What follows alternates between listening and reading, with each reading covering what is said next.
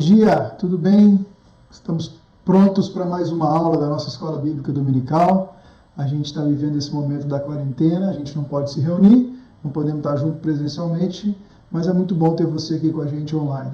Então vamos partir para a nossa lição de hoje, onde falaremos da lição chamada Permanecer no Evangelho, a nossa lição 11 das cartas de Timóteo e Tito, as cartas pastorais. Antes da gente começar, eu queria te convidar então para a gente ler esse texto.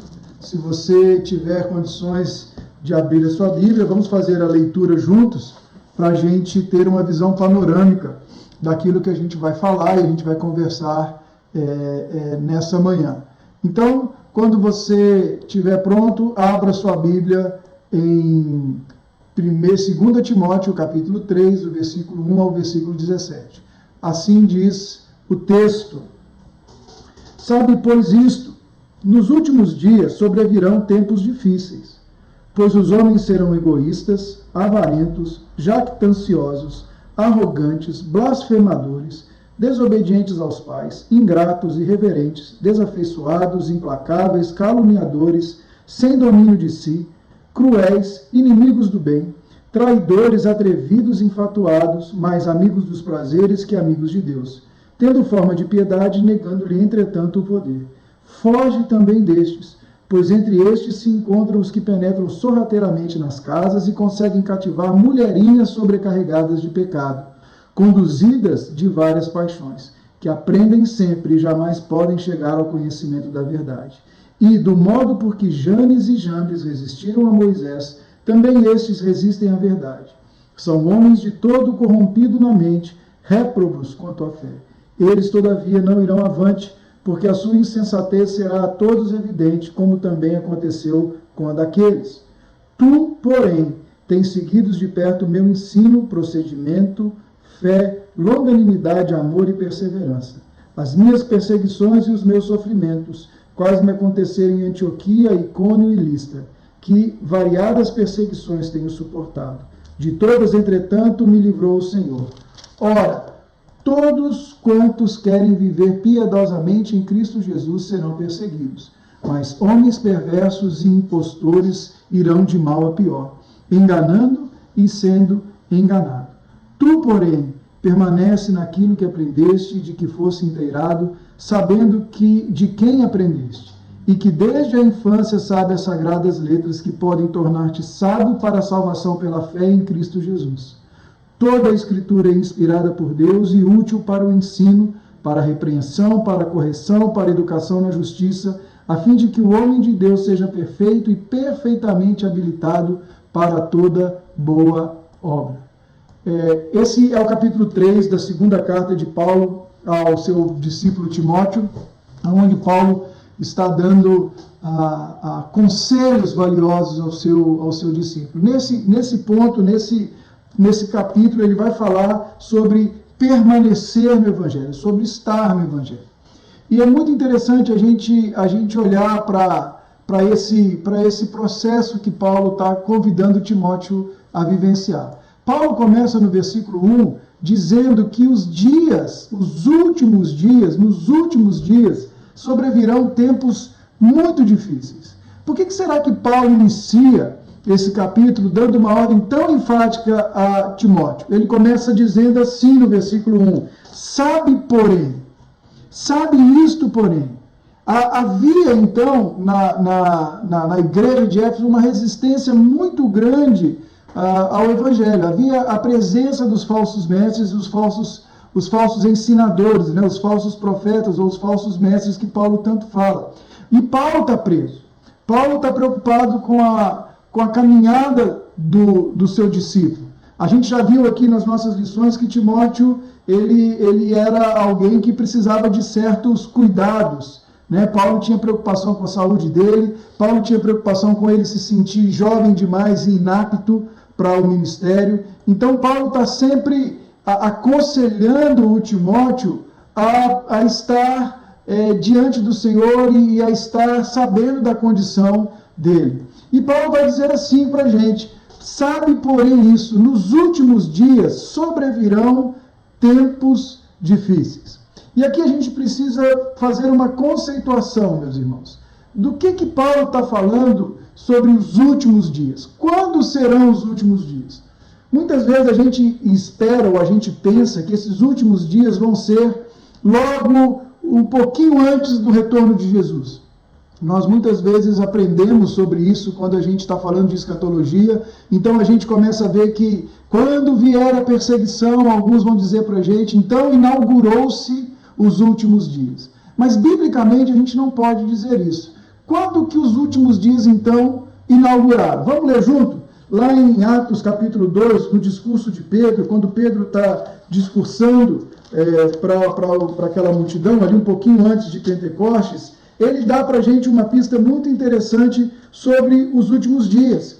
Ele vai dizer para a gente a seguinte forma. Então, versículo 14 ao 17 do segundo capítulo de Atos. Então levantou Pedro com os 11, erguendo a voz, advertiu nesses termos: varão judeus e todos os habitantes de Jerusalém, tomai conhecimento disto e atentai nas minhas palavras. Estes homens não estão embriagados como vindes pensando, sendo esta a terceira hora do dia. Mas o que ocorre é que foi dito por intermédio do profeta Joel. E acontecerá nos últimos dias, diz o Senhor, que derramarei do meu espírito sobre toda a carne. Vossos filhos e vossas filhas profetizarão, vossos jovens terão visões, e sonharão vossos velhos. E até sobre os meus servos e sobre as minhas servas derramarei do meu espírito naqueles dias e profetizarão.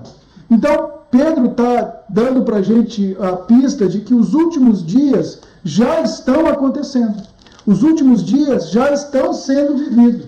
Quando a gente lê a carta aos Hebreus, vamos também olhar essa referência. A carta de Paulo aos Hebreus, no primeiro capítulo, diz assim: havendo Deus outrora falado muitas vezes e de muitas maneiras pelos pais, pelos profetas, nestes últimos dias nos falou pelo Filho, a quem constituiu o herdeiro de todas as coisas, pelo qual também fez o universo. Então, meus irmãos, o que a gente precisa pensar aqui sobre os últimos dias? Quando a gente olha para a narrativa bíblica, a gente vê que a Bíblia começa ali com Gênesis, a criação, depois nós temos a queda, o registro e o relato da queda, e logo em seguida a gente vê o relato da formação do povo de Israel. A gente vê as alianças do Senhor, a gente vê as ações de Deus, a gente vê Deus constituindo reis, Deus estabelece antes disso um povo para si, o povo de Israel, tira esse povo do Egito, né? Antes do Egito a gente ainda olha para Abraão. Deus então, através de Abraão, constitui um povo, dá uma promessa para esse homem, esse povo vai para o Egito e fica no Egito por 400 anos. Depois disso ele vem através de Moisés, Moisés leva-os até a entrada da terra que Deus prometeu dar àquele povo. A narrativa bíblica continua mostrando Josué se estabelecendo naquela terra, os reis, e depois a gente vê os profetas, a corrupção do povo, e os profetas apontando para o dia que Deus consumaria a sua obra de enviar aquele que restauraria o homem à sua imagem natural, à sua imagem inicial, ao seu propósito inicial. Então a gente vê todas as narrativas do Antigo Testamento preparando, apontando para Cristo Jesus. E a gente vê que os últimos dias, então, biblicamente falando, são inaugurados quando da encarnação. Quando Cristo Jesus vem à Terra, quando Paulo fala aos Gálatas que na plenitude dos tempos, o Cristo Jesus aprova ao Senhor enviar seu Filho, então na plenitude, no tempo correto, Deus envia Jesus. Ali inicia-se então a era da igreja, ou o final dos tempos, né? Mais precisamente depois da crucificação, da ressurreição e da ascensão de Jesus. Quando Jesus é assunto aos céus, ele comissiona os seus discípulos, e a partir desse ponto, então, nós já estamos vivendo os últimos dias. Nós já estamos vivendo na iminência do retorno de Cristo Jesus. Nós já vivemos na iminência da parúzia, do retorno de Jesus. Quando a gente estudou Tessalonicenses, né, na igreja, na série de Tessalonicenses, nós vimos que Paulo ensina sobre isso. Ele diz, o dia do Senhor virá, e virá como um ladrão, ele virá repentinamente. Nós não sabemos quando ele virá, mas ele virá. Então essa consciência de que já estavam vivendo os últimos dias era algo presente na igreja do Antigo Testamento. era algo comum, era uma verdade que eles experimentavam e eles sabiam. Então, quando Paulo escreve para Timóteo, quando Paulo começa esse capítulo, ele vai lembrar para Timóteo que ele já está nesses últimos dias, que eles já estão vivendo isso. Sabe, Timóteo, nos últimos dias virão tempos difíceis. Os tempos serão cada vez mais difíceis nos últimos dias. É o que a gente está vivendo. Como Jesus falou, que os últimos dias seriam como dores de parto. Eles teriam até uma trégua, teria até um tempo tranquilo, mas eles seriam intensos até o seu retorno. Então, o que segue em 2 Timóteo 3 é apenas uma descrição do presente e não uma descrição de futuro. O que nós vemos aí no capítulo 3 de Timóteo é essa descrição do que já estava acontecendo. Timóteo, agora é esse tempo ruim, esses últimos dias chegaram. Então, Paulo retrata todo o período que vai desde a primeira até a segunda vinda de Cristo. Esses são os últimos dias. Os últimos dias foram inaugurados, então, com a primeira vinda de Jesus na sua encarnação e serão encerrados os últimos dias na sua segunda vinda em glória aos céus. E isso é muito importante para a gente pensar. Sobre os últimos dias, ele inclui toda a condição universal da igreja cristã que está vivendo nos dias de hoje. Olha só essa citação do John Stott. Ele diz assim: quando o navio da igreja cristã foi posto ao mar, não lhe foi dito que esperasse uma travessia serena e calma. Ele tem sido golpeado por tormentas, tempestades e até por furacões. Desde o estabelecimento da igreja, desde do início do período apostólico, nós estamos vendo que a igreja de Jesus se multiplicou em meio a dores e se multiplicou em meio a dificuldades. A igreja de Jesus cresceu em tempos de dificuldade. E é interessante para a gente pensar, talvez você não tenha essa percepção, nós vivemos num país livre, num país que respeita as crenças, ou dentro do possível ele respeita as crenças, mas hoje existe uma expressão chamada cristofobia. Se você pesquisar isso aí no Google, você vai descobrir sobre a perseguição a cristãos. Os cristãos continuam sendo extremamente perseguidos no mundo moderno. Dê uma olhadinha depois para você ver. Você vai ver estatísticas de perseguição ao redor do mundo, ao longo de várias nações e de várias maneiras. Então, a igreja já vive esses tempos difíceis. E Paulo vai dizer para o Timóteo que esses tempos seriam tempos difíceis de se lidar. E a expressão que ele usa aqui para difíceis é kalepos, difícil de lidar, trabalhoso e ameaçador. Seriam dias trabalhosos, dias ameaçadores, dias delicados que eles estariam vivendo. Você vai lembrar que Paulo está escrevendo da prisão lá em Roma. Paulo está sendo perseguido por Nero. Nero foi um dos que foi o grande perseguidor da igreja. Então a gente está vendo que Paulo está dizendo de uma coisa muito presente. Os dias que vinham pela frente seriam ameaçadores, seriam dias extremamente delicados. Nós vemos os historiadores dizendo que Nero colocava cristãos, empalava cristãos, embebia eles em óleo, em azeite e acendia como piras humanas para iluminar as ruas de Roma. Tamanha era a perseguição em Roma. E Paulo está dizendo aqui, vão ser dias trabalhosos, dias difíceis. Essa palavra aparece mais uma vez no Novo Testamento, lá em Mateus capítulo 8, versículo 28, quando o Mateus está registrando a visita de Jesus a Gadara e Jesus encontra aqueles endemoniados. E ele diz assim, tendo ele chegado à outra margem, a terra dos Gadarenos, vieram ao encontro dois endemoniados, saindo dentre os sepulcros, a tal ponto furiosos, aqui é a expressão kalepos, que ninguém podia passar por aquele caminho. Para você ter uma ideia, a imagem, para você fazer a imagem de como são esses tempos, são dias maus. Então, nós podemos pensar dos últimos dias em primeiro lugar, estamos vivendo neles. Cristo trouxe esses primeiros dias com ele, quando ele apareceu entre os homens, ou seja, na encarnação, Cristo inaugura os últimos dias. Em segundo lugar, esses dias incluirão dias e tempos difíceis e dias e tempos perigosos. Uma das coisas que a gente precisa entender é que nós somos estrangeiros e peregrinos aqui.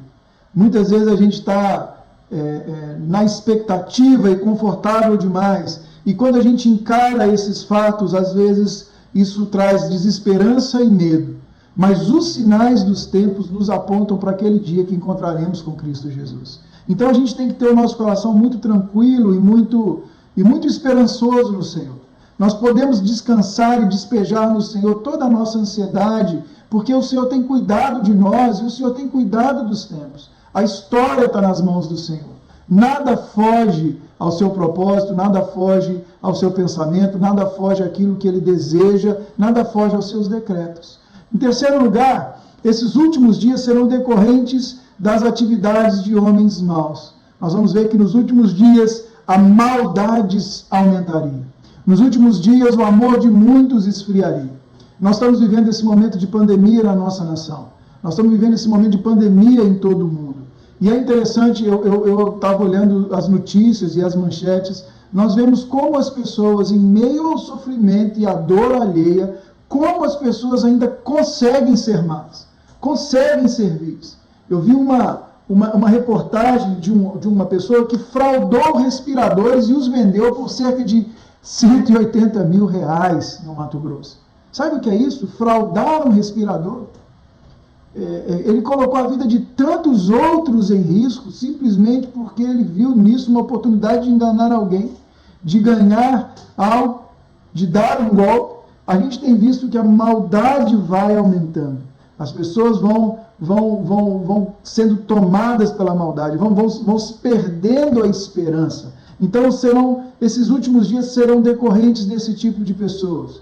Em quarto lugar, devemos também entender isso para ficarmos bem esclarecidos e estarmos preparados. Então nós começamos dizendo, estamos nos últimos dias, vivemos a era da igreja, vivemos aquele momento onde o Senhor há de nos preparar para vir morar conosco, onde o Senhor há de nos preparar e nos levar para aquele lugar e para o descanso dele. Seremos, como igreja do Senhor, amparados em todos os momentos que nós vivenciarmos ou experimentarmos. O Senhor estará conosco. Nós sabemos que podemos não seremos poupados dos dias difíceis, né? Os dias difíceis vêm para nós que também somos cristãos, mas nós atravessamos os dias difíceis com o Senhor.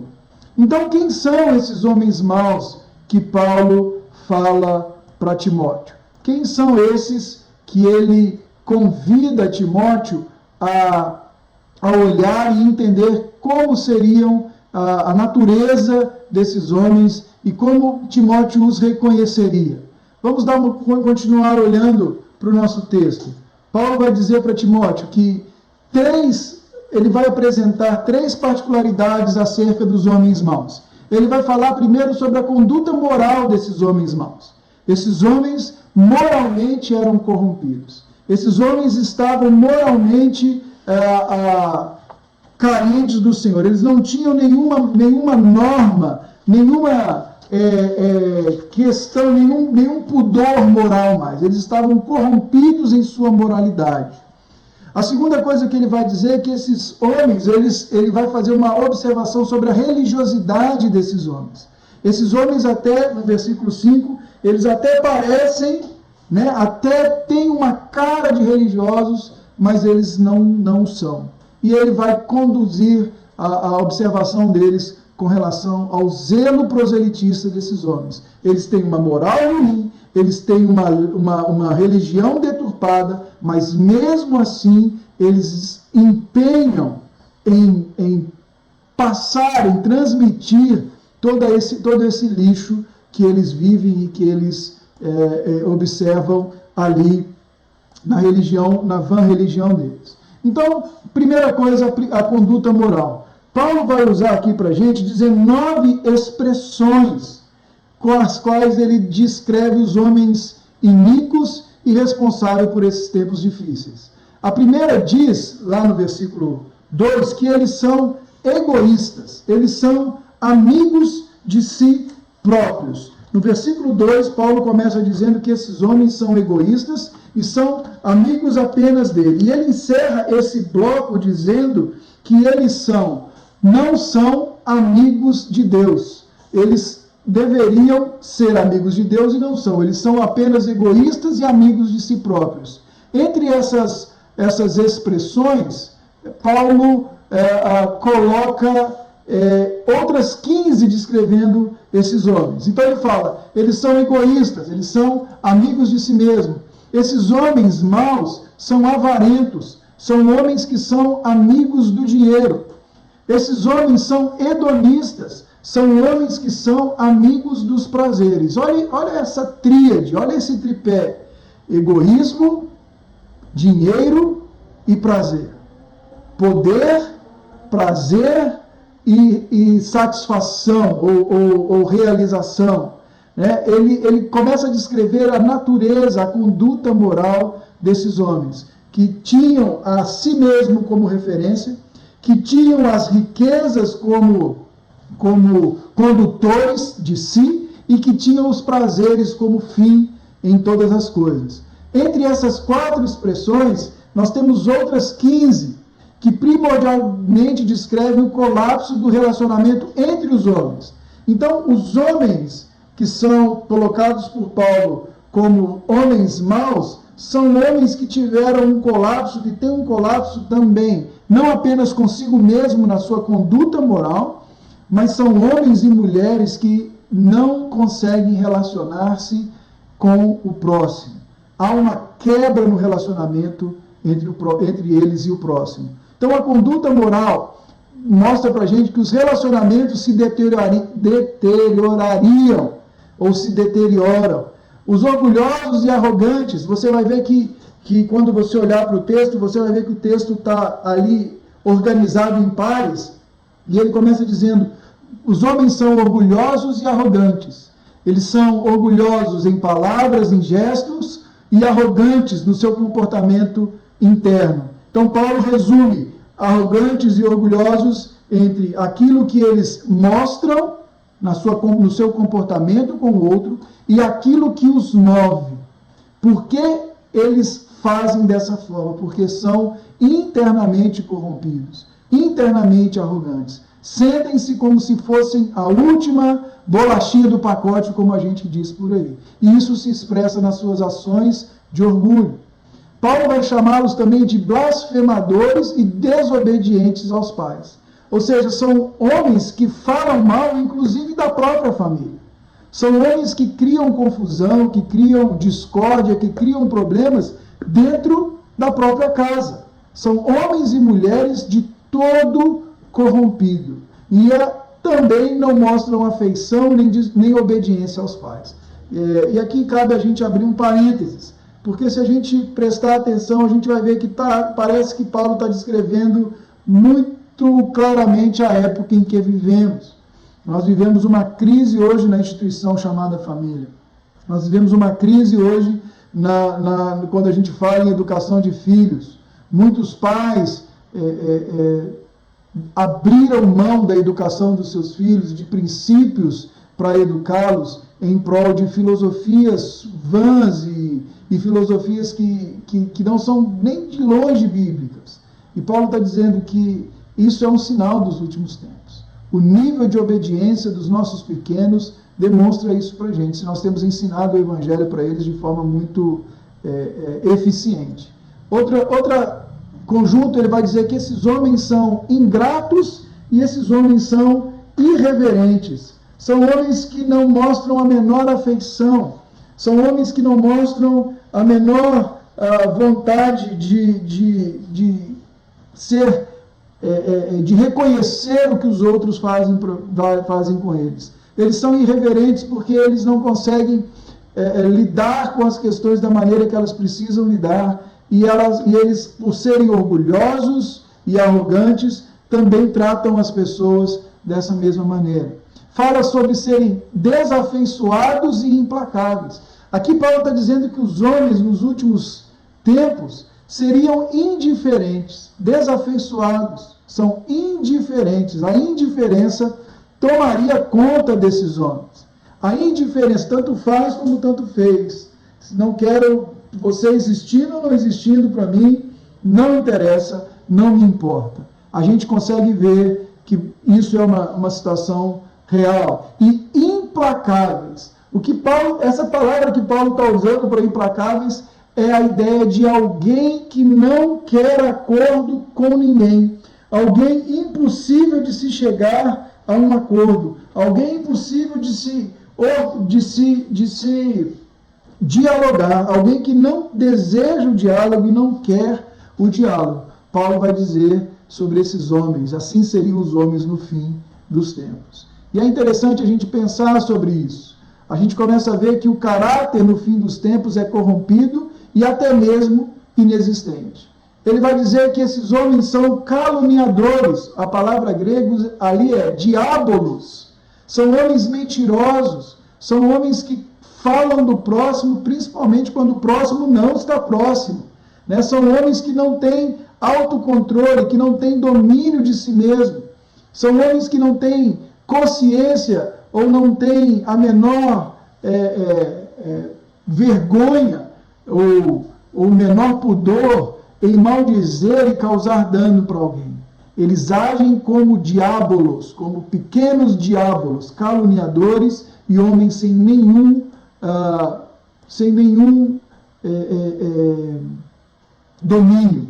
Fala também sobre cruéis e inimigos do bem. E aqui Paulo está dizendo de uma escolha consciente por executar o mal. Isso é algo que a gente tem visto acontecer e crescer na nossa sociedade, crescer na raça humana. Cada vez mais as pessoas escolhem o mal de forma deliberada. Elas simplesmente escolher o mal. É isso que eu te falei aqui do rapaz, da pessoa que fraudou um respirador, sabendo que alguém morreria ao usar aquele equipamento, ao usar aquela máquina. Fala também que esses homens seriam traidores e atrevidos. O homem que é atrevido não se detém diante de nada para obter o que quer. É um homem que não mede esforços nem consequência. Os fins justificam os meios. Então, porque ele é egoísta, porque ele é amante do dinheiro, porque ele é amante de si mesmo, porque ele é amante dos prazeres, qualquer coisa que ficar entre ele e o seu objetivo, esse homem vai eliminar para que ele tenha aquilo que ele precisa e aquilo que ele deseja. Então Paulo está dizendo que a conduta moral desses homens seria comprometida.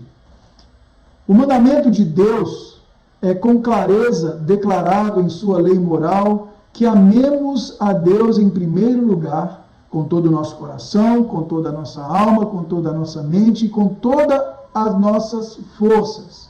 Em segundo lugar, devemos amar o nosso próximo e, por último, a nós mesmos. Se invertermos a ordem, pondo o terceiro em primeiro lugar, isto é, o ego antes de tudo e Deus no fim, o nosso próximo no meio certamente sofrerá. Essa é uma citação do pastor John Stott. Então ele mostra para a gente, o John Stott está dizendo nessa citação para a gente, como que essas características evidenciadas por Paulo se manifestam na vida cotidiana e como isso afeta as nossas relações. Se invertermos a ordem, pondo o terceiro lugar em primeiro lugar, ou seja, colocando o ego primeiro antes de qualquer coisa, e colocando o amor a Deus no final de tudo, quem está no meio, que é o nosso próximo, certamente sofrerá. Então é muito importante a gente entender isso. A primeira coisa que nós vemos é que no fim dos tempos, os homens seriam maus e a sua conduta moral seria um problema.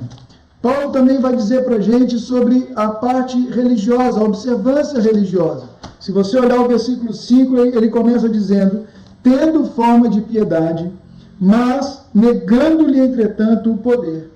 Foge também desses. Em Mateus 23, se você quiser depois ler ou quiser acompanhar a minha leitura, Jesus faz uma observação como essa. Jesus faz ele chama a atenção para pessoas que já viviam dessa maneira, com uma religião vã e falha. Eu vou ler para você, ele diz assim: ai de vós, escribas e fariseus, hipócritas, porque dais o dízimo do hortelã e do endro, do cominho, e tendes negligenciado os preceitos mais importantes da lei, a justiça, a misericórdia e a fé. Devias, porém, fazer estas coisas sem omitir aquelas. Guias de cego, que coais o mosquito e engolis o camelo. Olha o que Jesus está dizendo. Jesus está dizendo que a religião dos fariseus era uma religião falha. Era uma religião legalista. Era uma religião de fachada. E é o que Paulo está dizendo aqui, que esses homens, de certa forma, eles têm a aparência de serem piedosos, eles têm a aparência de fazer as coisas corretas, eles têm aquela cara de crente, cheiro de crente, roupa de crente, comportamento de crente, linguajar de crente, mas a sua ação não condiz com o Evangelho de Cristo Jesus. E o que ele faz? Ele cria para ele um evangelho, um pseudo-evangelho, ele cria para ele então. E é disso que Paulo está falando para o Timóteo. Ele vai dizer: olha, eles têm aparência de piedade, eles têm aquela cara de cristão, eles têm aquele jeitinho de falar, eles têm aquela oração bonita, aquela oração legal, aquela oração que contagia, com palavras difíceis, mas que são vazias de conteúdo, porque nem eles acreditam naquilo que eles estão orando e naquilo que eles estão falando. Então a observância religiosa desses homens, Paulo está falando para Timóteo que Timóteo precisa entender que há uma diferença entre a forma e a essência. O Senhor olha o coração. É muito interessante em 1 Crônicas, no capítulo 16, quando o profeta fala com o rei Asa, ele diz assim: olha, Asa, os olhos do Senhor passam por toda a terra, procurando encontrar aqueles cujo coração seja inteiramente deles. Cujo coração seja inteiramente deles. Vai falar que Davi era um homem segundo o coração de Deus. Vai dizer que Deus olha e prescruta o mais íntimo, o interior do coração do homem. Hebreus vai dizer que a palavra de Deus vem no nosso profundo e distingue as nossas motivações. Deus não está tão interessado com a nossa forma. Sabe por quê? A nossa motivação interior dificilmente vai seguir a forma. Mas a nossa forma, com certeza, vai expressar a nossa motivação interior.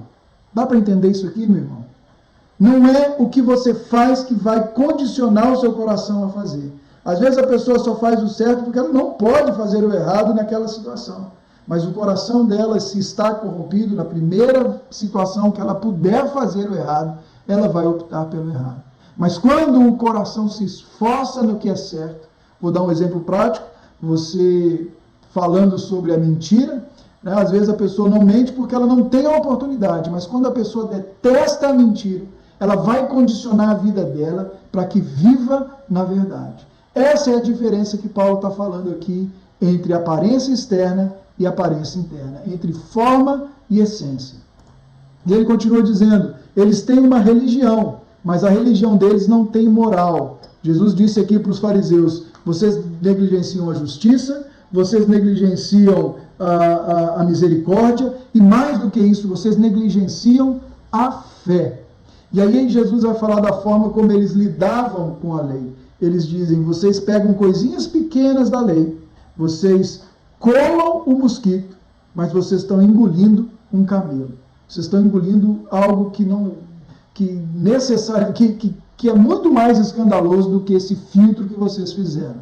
Então, Paulo vai dizer que esses homens, moralmente falando, são homens ruins e religiosamente, a sua conduta religiosa também da mesma forma. Eram homens que mostravam fé sem obras. E fé sem obras, diz Tiago, é morta.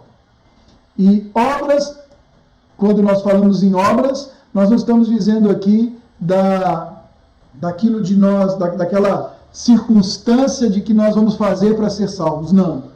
O Evangelho mostra para a gente que porque somos salvos, as nossas obras se evidenciam. Então, quando ele está dizendo aqui de fé sem obras, ele está dizendo de pessoas que tentavam demonstrar uma fé muito teórica, mas isso não se constituía numa verdade prática na vida das pessoas que estavam próximas deles. Seguindo, na observância religiosa, John Stott vai dizer para a gente assim: a verdadeira religião combina fé e poder. Promove uma adoração que é essencialmente espiritual, que nasce do coração, mas que se expressa em cultos públicos na comunidade, com consequências no comportamento moral. A verdadeira religião combina fé e poder. Promove uma adoração que é essencialmente espiritual, que nasce do coração, mas que se expressa em cultos públicos na comunidade, com consequência no comportamento moral. Então, a nossa adoração ela é expressa na vida comunitária. De outra forma, não é somente sem valor, mas é verdadeiramente uma abominação ao Senhor. Então, se a nossa religião, se a nossa forma de expressar a nossa fé não combina fé e poder, não combina adoração e serviço, não combina um coração inclinado ao Senhor e isso se revelando naquilo que fazemos, ela não é somente vazia, sem valor, mas é diante de Deus uma abominação, como o Stott fala para a gente aí. E ele também fala sobre o zelo proselitista desses homens. Ele vai dizer de um falso e sorrateiro mestre, que penetra sorrateiramente nas casas. Ele vai entrando de forma muito imperceptível. E quando a gente vê, a gente já está consumido por esse conteúdo que eles estão trazendo para a gente. Nós precisamos tomar bastante cuidado, irmãos, com aquilo que nós temos visto. A internet tem sido uma bênção para nós, mas ela também é foco de muito lixo, principalmente quando a gente fala sobre a questão teológica. Os novos falsos profetas, os falsos mestres do século XXI estão por aí, e eles são muito bons na sua retórica, muito bons na sua forma de comunicar, e eles acabam constrangendo ou convencendo a gente de que eles estão certos e estão carregando, arrebanhando um monte de gente para um evangelho falso. Paulo vai dizer que esses falsos mestres, eles cativam, ou eles fazem a sua vítima como um prisioneiro de guerra, mas também é o sentido de iludir, de desencaminhar e de levar por uma forma de pensar. Então Paulo está dizendo que esses falsos mestres têm como intenção, têm como vontade, desejo, levar e cativar e fazer seguidores. Esses falsos mestres eram sorrateiros e furtivos nos seus métodos. Então, quando Paulo está dizendo, ele vai dizer que havia também, para esses falsos mestres, um alvo, uma vítima em potencial. E Paulo usa aqui mulherinhas sobrecarregadas de pecados. Olha que forte é o que Paulo fala. A palavra que ele usa para mulherinhas, a palavra grega que ele está dizendo aí sobre mulherinhas é ginaikoria, mulherinhas, um termo de desprezo para mulheres ociosas, tolas e sem firmezas, fracas moralmente e intelectualmente, incapazes assim de alcançar qualquer convicção firme. Paulo está dizendo daquelas mulheres que ficavam em casa absorvida não por coisas produtivas, não por edificar a sua casa, mas ficavam em casa sendo absorvidas por questões fúteis, falando da vida dos outros, fazendo o que não interessa. Ele está dizendo de mulheres que moralmente são fracas, e mais do que isso, são intelectualmente fracas, porque elas não querem alcançar nenhuma convicção firme. Elas não querem alcançar nada que vá trazer transformação profunda. Elas estão mais preocupadas naquilo que vai agradar aos seus ouvidos. Paulo vai dizer também que pessoas procuram mestres que falem coisas que lhes dê comichão nos ouvidos. Eles querem ouvir aquilo. Então, o que Paulo está falando aqui, que não é o amor à verdade que impulsiona essas pessoas a aprender, mas somente um mórbido amor às novidades. Não queriam saber e não queriam chegar ao conhecimento da verdade, mas elas queriam saber qual é a mais nova novidade teológica do mercado, e aí eu quero viver isso, porque isso sim é que é o melhor e é o que eu quero. E Paulo vai dizer que esses falsos profetas vão atrás desse tipo de pessoa.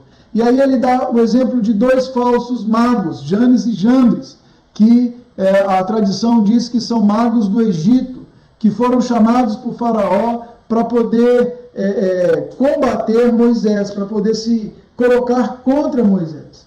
E com isso, Paulo traz uma imagem para Timóteo. Ele diz, da mesma forma como esses magos se opuseram a Moisés, os falsos mestres, Timóteo, da sua época, do seu tempo, vão se opor a você. O que ele está dizendo aqui? Moisés, ele está, de certa forma, se comparando com Moisés, Paulo, né? De forma ousada. Mas Paulo também está dizendo que, como Moisés trouxe a lei, ele também estava pregando o evangelho de Cristo Jesus. Então não era contra a pessoa de Timóteo, não é contra mim e contra você. Os falsos mestres se opõem ao evangelho que eu e você pregamos, ao evangelho da verdade, ao evangelho da vida. Então é isso que ele está dizendo. Assim como esses falsos mestres se opuseram a Moisés, eles também vão se opor a você, deturpando o ensino da verdade, corrompendo a fé apostólica, e eles vão estar, Timóteo, desviando pessoas. Portanto, Paulo os rejeita por serem homens corrompidos na mente, a despeito da pretensão ou da gnose, da pretensão de conhecimento desses homens e das suas condutas de réprobos, provados e achados em falta quanto à fé.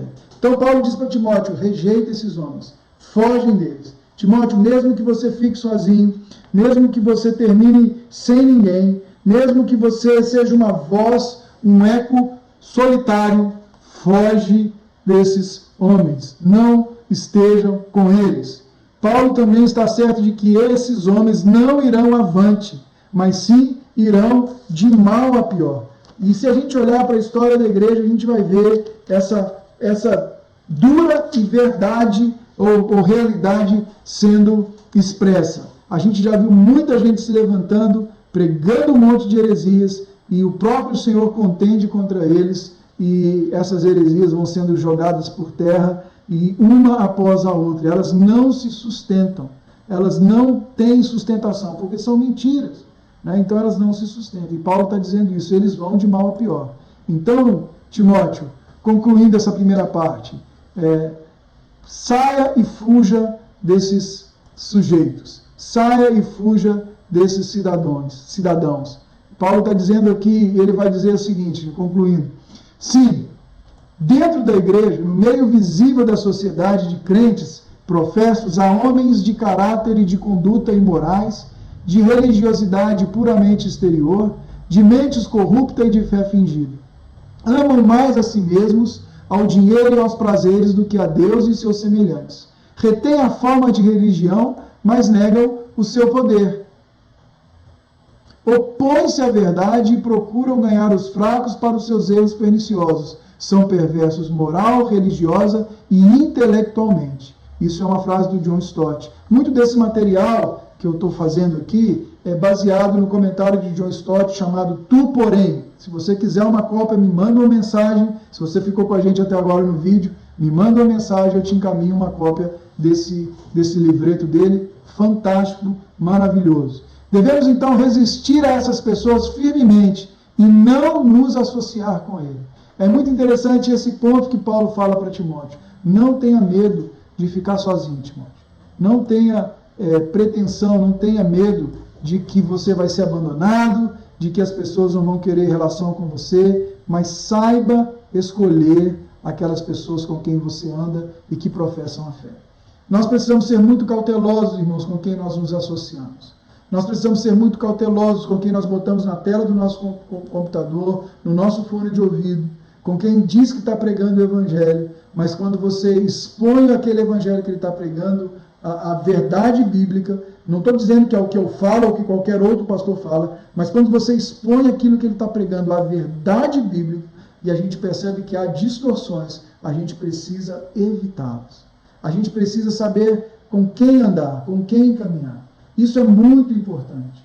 Nem sempre aquilo que é o mais moderno, é o do momento, é algo que está de acordo com a palavra de Deus. Então, Paulo está dizendo para Timóteo, nos últimos dias, Timóteo, as coisas vão ficar um pouco mais complicadas. E na nossa lição, Paulo vai mostrar para a gente que com o servo de Deus, isso é diferente.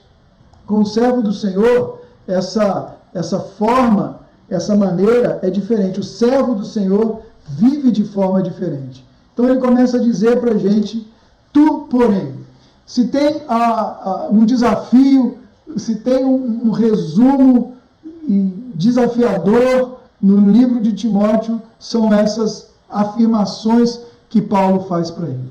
Ele diz, olha Timóteo, esse é o tipo de homem que vai estar no final dos tempos. É esse tipo de gente que vai estar no fim de tudo. Mas você, porém, seja diferente. Com você a coisa é diferente, porque você conhece o Senhor. Tu, porém, quando você lê essa expressão é muito direta para a gente, para nós que andamos e conhecemos a Cristo Jesus. Então Paulo está dizendo, Timóteo, você é chamado a ser diferente. E se preciso for, Timóteo, não tenha medo de permanecer sozinho, como eu acabei de dizer.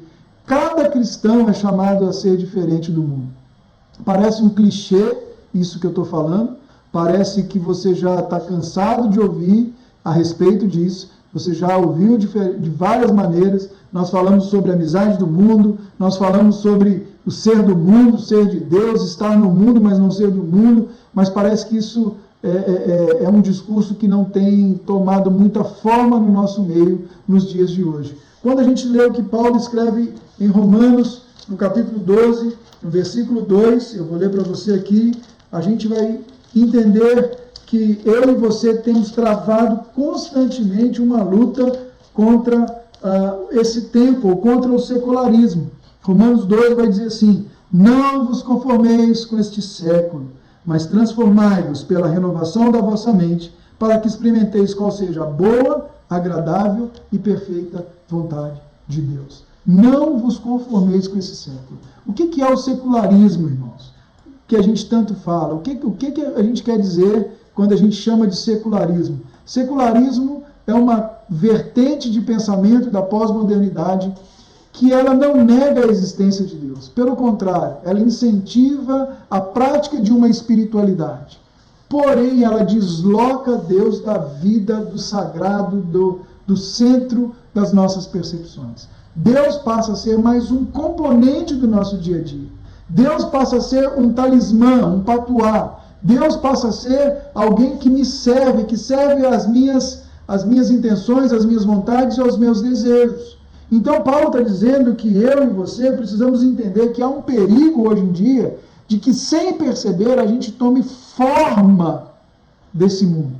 E essa é uma luta constante que eu e você precisamos ter. Por quê? Porque às vezes isso acontece, isso se manifesta, às vezes a gente já está vivenciando, experimentando, sem perceber, se deixando levar por um pensamento que não é cristão e que não é bíblico. Por exemplo, quando você começa a pensar na teologia da prosperidade, quando a gente diz que Deus é o nosso servo e que faz aquilo que nós desejamos. Nós invertemos o papel das coisas, nós invertemos todas as coisas. Paulo vai dizer para a gente, cuidado, lute contra isso, Timóteo. Você precisa ser diferente, não se amolde às paixões desse tempo. Uma outra forma da gente ler esse versículo pode ser esta aqui.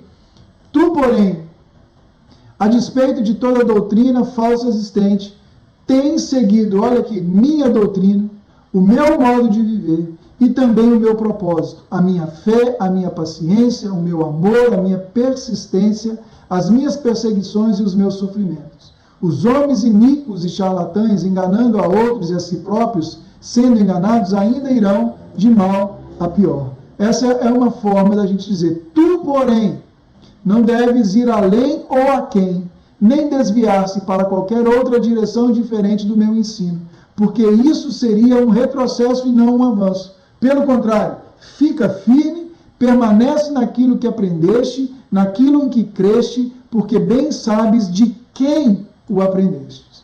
Paulo está dizendo para Timóteo que ele sabe a origem do ensino, ele sabe a origem de onde ele aprendeu o que ele aprendeu.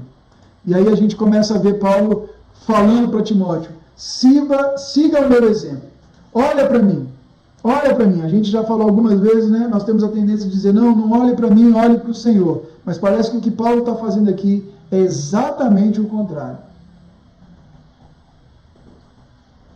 Paulo está convidando a gente a olhar para ele. O verbo que ele está usando aqui no grego, parakolouteu, significa ir atrás de uma pessoa para onde quer que ela vá, seguindo as suas pegadas. Uma outra significação pode referir-se a um seguir intelectual, quando alguém está trazendo uma linha de raciocínio e diz assim, eu entendi, captei o que você está querendo dizer para mim.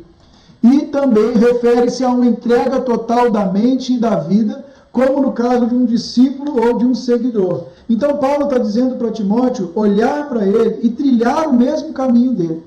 E caminhar nos mesmos passos que o Timóteo caminhou, que o Paulo caminhou. A imitá-lo em suas características e em suas qualidades. E ele continua dizendo, seja meu imitador, Timóteo, no ensino. Você sabe como eu ensinei, você sabe a maneira que eu ensinei, você sabe o que eu ensinei, então seja meu imitador ensinando as mesmas coisas. Tendo o ensino como uma joia, uma pedra preciosa que você tem. Outra coisa que ele diz, Timóteo, seja meu exemplo também no procedimento. Da forma como eu procedi. Não só o que eu falei, mas como eu vivi aquilo que eu falei. Ele diz, Timóteo, seja meu imitador ou exemplo, siga o meu exemplo no meu propósito. Meu objetivo é denunciar o mal, é pregar o evangelho e deixar e denunciar os falsos profetas. Ou os falsos mestres. Seja meu imitador, Timóteo, na fé. Timóteo tinha caminhado com Paulo. Timóteo tinha visto Paulo em situações de muita escassez. Quando Paulo fala em Filipenses que ele soube estar em lugares de muita riqueza e de muita prosperidade, mas também soube estar em lugares de muita falta. E quando Timóteo fala sobre isso, quando Paulo fala sobre isso, Timóteo entendia o que ele estava dizendo. Porque provavelmente Timóteo passou por situações com ele juntos, sabia a forma como ele lidava com o Senhor, sabia como era a vida de Paulo com Deus e como que as obras de Paulo se expressavam dentro daquilo que Paulo cria e era, e sabia que era. Ele fala, seja meu exemplo na longanimidade, no amor e na perseverança. Se tem alguém que é exemplo de perseverança é o apóstolo Paulo. É muito interessante, eu sempre sou muito impactado quando eu leio Atos, do capítulo 9, quando Paulo está orando após ter um encontro com Jesus na estrada de Damasco, ele está cego, ele está orando. Deus fala com Ananias e diz, vai lá na casa de Simão, o curtidor. Você vai encontrar Paulo, ele está orando. E eu vou mostrar para ele o quanto importa sofrer por Cristo Jesus. Quando termina essa carta de Timóteo, Paulo tem essa convicção e ele diz, eu combati o bom combate. Eu estou terminando a carreira, mas a minha fé está guardada. Então, perseverança, longanimidade e amor, Paulo convida Timóteo a olhar para ele. E Paulo também convida Timóteo a olhar para ele nos sofrimentos. Sabe, irmãos, a gente precisa entender que o sofrimento é uma parte da nossa vida, faz parte da vida cristã. Não é se, mas é quando, é uma agenda. E o mais importante do sofrimento é que ele nos adestra, nos lapida, nos trabalha, mas também nos conforma com Cristo. Quando nós sofremos, nós também, por amor a Jesus, nós somos conformados com o sofrimento de Jesus. Então é muito importante a gente entender que nós não estamos isentos do sofrimento, mas nós podemos andar e encontrar o Senhor em meio ao sofrimento, em meio à luta, em meio à dor e em meio à necessidade. Siga o exemplo de Paulo. Ele está dizendo para Timóteo, segue meu exemplo. Mas por que será que Paulo nos dá no verso 10 e 11 este seu catálogo de virtudes e sofrimentos? Não está ele incorrendo numa pequena falta de modéstia? Você já parou para pensar nisso? Ou até mesmo em orgulho, colocando em evidência ele mesmo, como a gente está vendo aqui? Será que Paulo não está falando sobre ele mais do que ele deveria? Será que Paulo não está mostrando além do que ele deveria mostrar? Será que Paulo não está se vangloriando, fazendo uma coisa que ele pediu para Timóteo não fazer e não ser? Vamos ver a resposta sobre isso. A resposta é não. Paulo não está se vangloriando. Ele menciona primeiro a sua doutrina e então prossegue fornecendo duas evidências bem claras da genuinidade da sua doutrina. A vida que vivia e o sofrimento que suportava. Ele está realmente tão convicto da sua posição, ao ponto de praticar o que prega e se achar preparado para sofrer por ela? Suas crenças fizeram dele um homem melhor em face à oposição? Paulo podia responder afirmativamente a essas duas perguntas. Então, não, Paulo não está sendo orgulhoso ou pensando além de si mesmo. Ele está só chegando à constatação de que a vida que ele tinha no Senhor, a forma como ele vivia no Senhor, levava ele a praticar esse modelo e essa forma de vida. Ele podia responder com a sua vida de forma afirmativa a essas perguntas. E ele diz para Timóteo: Timóteo, permaneça nas Escrituras. Tu, porém, mostra no versículo 14 dois motivos para Timóteo permanecer firmes. Então, tu, porém, permanece naquilo que aprendeste, de que fosse inteirado e de quem o aprendestes. Então, Timóteo sabe de quem ele aprendeu o que ele aprendeu. Ele aprendeu de Paulo. Então, tu, porém, permanece firme porque você sabe quem te ensinou essas coisas.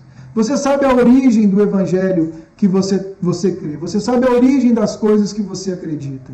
E que desde a infância as Sagradas Letras podem te tornar sábio para a salvação pela fé em Cristo Jesus. Timóteo, permaneça nas Sagradas Escrituras. Permaneça firme. Por quê? Porque você sabe a genuinidade daquilo que você aprendeu, porque você sabe de quem aprendeu. E você sabe o propósito daquilo que você aprendeu. Você sabe que o propósito daquilo que você aprendeu é a salvação pela fé em Cristo Jesus. E ele continua dizendo da origem das Escrituras. Paulo vai continuar dizendo no versículo 16 que toda a Escritura é inspirada por Deus, útil para o ensino, para a repreensão, para a correção e para a educação na justiça. Paulo vai dizer que as santas palavras que Timóteo conhecia eram inspiradas por Deus, foram exaladas por Deus. Inspiração é sem dúvida um termo conveniente para ser usado, mas aspiração ou mesmo expiração exprimiria com maior exatidão o sentido do adjetivo grego. Então nós já tivemos a aula sobre a importância da Bíblia, nós já passamos por esse assunto, e a gente sabe que a palavra do Senhor foi inspirada pelo Senhor. Deus usou homens e mulheres, homens para escrevê-la, Deus usou seus servos para escrevê-la, mas elas contêm aquilo que foi pelo Senhor inspirado, expirado e colocado dentro do coração desses homens. Então, eu coloquei 1 Pedro, mas está errado. 2 Pedro 1, 20 e 21 vai dizer o seguinte para a gente: sabendo primeiramente isto, que nenhuma profecia da Escritura provém de particular elucidação, porque nunca, jamais, qualquer profecia foi dada por vontade humana. Entretanto, homens santos falaram da parte de Deus, movidos pelo Espírito Santo. Então a palavra, as Escrituras foram por Deus inspiradas. O Senhor inspirou homens santos a escrever e a influenciar o seu tempo e trazer verdades atemporais para a gente. Então toda a Escritura é inspirada. E nós acreditamos na infalibilidade, na inerrância das Escrituras, e nós temos as Escrituras como nossa regra de fé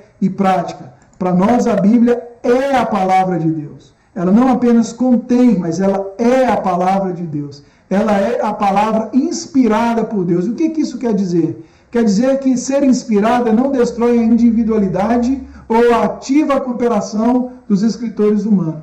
O que se afirma aqui é simplesmente o fato da inspiração, que toda a Escritura foi soprada por Deus. Ela se originou na mente de Deus, foi comunicada pela boca de Deus, pelo sopro de Deus ou pelo seu Espírito. Ela é, pois, no verdadeiro sentido do termo, a palavra de Deus, porque Deus a falou. Essa é uma fala do pastor John Stott. Qual é o propósito das Escrituras? As Escrituras, então, é útil para a doutrina quanto para a conduta. Ele vai dizer que as Escrituras é a sabedoria de Deus que leva à salvação. É o ensino da verdade. Ela expõe e condena o erro. As Escrituras corrigem as faltas. As Escrituras são valiosas para ensinar a maneira certa da gente viver. Ela é útil em toda a formação, em toda a nossa vida. Hebreus fala que ela é como uma espada de 2 gumes que penetra no mais profundo ponto de dividir juntas e medulas, cirúrgica. Ela é cirúrgica. Ela expõe os nossos pensamentos e ela dá para a gente uma forma de viver sensata, justa e piedosamente no dia de hoje. Mais do que isso, assim sendo, a Bíblia, um livro de salvação e salvação por meio de Cristo. A Bíblia é essencialmente cristocêntrica. Tudo que nós vemos na palavra de Deus, antes de Jesus, antes da cruz, aponta para esse momento. E tudo que nós vemos depois da cruz, reflete ou é um reflexo desse momento, é uma consequência desse momento. Então, o Antigo Testamento prefigura Cristo de muitas e diferentes maneiras. Os evangelhos contam a história do seu nascimento, da sua vida, suas palavras e obras, da sua morte e da sua ressurreição. Nós temos os livros históricos que contam como que o povo andou e se relacionou com Deus no Antigo Testamento e como que a igreja cresceu no livro de Atos e expandiu. Nós temos os profetas, todos eles apontando para o Senhor, apontando para Jesus. Nós temos a Bíblia inteira focada em revelar para a gente a pessoa de Cristo Jesus. Na verdade, a Escritura é o principal meio que Deus usa para levar o homem de Deus à maturidade. Colossenses 1:28, Paulo vai dizer que ele se esforçava para apresentar homens maduros em Cristo Jesus. Então, como podemos concluir essa nossa missão, nossa lição hoje? Primeira coisa que eu quero colocar para você é que nós estamos vivendo tempos difíceis e tempos plurais. E tempos difíceis e tempos plurais requerem firmezas inabaláveis. Eu e você precisamos estar inabalavelmente firmes, convictos daquilo que cremos. Nós precisamos permanecer naquilo que Deus nos chamou, permanecer no Evangelho. Nós não podemos arrefecer, irmãos, nós não podemos abrir a guarda, nós precisamos permanecer no Santo Evangelho de Deus, porque os dias são maus. Nós já estamos vivendo os últimos dias. Nós já estamos vivendo um período relativista, onde a verdade não existe mais, onde as coisas são colocadas de escanteio muito facilmente, onde a moral é relativa, onde os homens têm perdido a afeição e o amor, onde os dias têm incentivado a corrupção de várias formas. Nós precisamos estar firmes e certos daquilo que nós cremos, de quem nós aprendemos, de quem nós vemos, do Evangelho que nos foi pregado, que é capaz de salvar o nosso coração e alma. Esses tempos difíceis requer esperança, e a esperança é quem nos garante a palavra de Deus. Mesmo passando por dias difíceis, nós sabemos que vamos reinar e viver com Jesus. Vamos estar com o Senhor. Nós fizemos aqui em casa, nessa quarentena, uma maratona de leitura bíblica, e nós lemos o Novo Testamento. Todas as noites nós parávamos e líamos um livro da Bíblia. E foi muito impactante quando a gente começou a ler Apocalipse, quando a gente começa a desassociar de Apocalipse todas as imagens escatológicas que a gente faz ali, e quando a gente começa a olhar que Apocalipse é essencialmente sobre a adoração ao Cordeiro, é essencialmente sobre quem Jesus é essencialmente sobre a vitória do Cordeiro de Deus que tira o pecado do mundo, é essencialmente sobre toda a terra, toda a língua, todo o povo, todo ser adorando ao Senhor. Quando a gente começa a ler isso, a gente vai sendo cheio de esperança. Você começa a ver que a besta, e quantos olhos e quantas cabeças ela tem, e o que ela vai fazer, vira muito pequeno, perto da beleza e magnitude dos olhos como chamas de fogo, da espada mais afiada que sai da boca de Jesus, do leão que venceu e do cordeiro que abre o livro. É fabuloso quando a gente começa a perceber que mesmo em meio a tantas aflições, o nosso Jesus venceu e que nós vamos reinar com ele. Essas esperanças, essa esperança precisa estar firme no meu e no seu coração. E a palavra nos garante isso. Nós precisamos também viver, meus irmãos, o desafio de nos posicionar diante desse mundo e diante desse tempo que a gente está vivendo. Nós precisamos não apenas saber, mas posicionar. E eu e você precisamos ter a certeza de quem Cristo é, revelada pela sua palavra, e permanecer a todo custo em Cristo Jesus. Tu, porém, Paulo nos diz, disse a Timóteo, permanece naquilo que aprendeste, ainda que a pressão para se acomodar seja muito forte. Não importa que sejas jovem, inexperiente, tímido e fraco. Não importa se acontecer de ficares testemunhando sozinho. Até aqui seguiste o meu ensino. Permanece, pois, daqui para frente naquilo em que vieste a crer. Conhece as credenciais bíblicas da sua fé. A Escritura é inspirada por Deus e útil. Mesmo em meio a esses tempos difíceis em que os homens maus e impostores vão de mal a pior, ela pode te suprir e te equipar para o teu trabalho. Que a palavra de Deus te faça um homem de Deus, Timóteo. Permanece leal para com ela, e ela te conduzirá à maturidade cristã. Permanece, pois, leal a ela, e ela te conduzirá à maturidade cristã. Nós chegamos ao final dessa nossa aula. E nós estamos diante de nós com um grande desafio. Vivemos os últimos dias, vivemos momentos difíceis, vivemos momentos de incerteza. Nós estamos em meio a tempos que requerem de nós firmeza, fé e certeza inabalável. Essa última frase eu queria que você refletisse nela antes da gente orar. Que a palavra de Deus te faça um homem e uma mulher de Deus. Que você permaneça leal para com ela. E essa palavra te conduzirá à maturidade cristã. Eu sei que o seu alvo, assim como é o meu alvo, é ser apresentado e chegar diante de Deus maduro. Só através da palavra isso vai acontecer. O desafio de Paulo para Timóteo é esse. Timóteo, pode estar o mundo caindo do seu lado, pode estar tudo errado, mas tu, porém, permanece firme, certo e inabalável naquele que te chamou. Vamos orar? Senhor, obrigado por essa aula, obrigado por essa tecnologia que nos aproxima.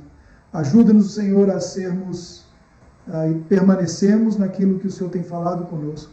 Sermos inabaláveis e termos a nossa alma e o nosso coração rendido ao Senhor, pronto para viver e fazer aquilo que o Senhor nos chamou a fazer. Essa é a minha oração. Que o Senhor abençoe os meus irmãos e que nós sejamos plenamente cheios da sua vontade. Em Cristo Jesus. Amém e amém. Meu querido, que Deus te abençoe, que Ele te dê um domingo abençoado e que em breve a gente se encontre para louvar ao Senhor juntos. Um grande abraço, fiquem com Deus.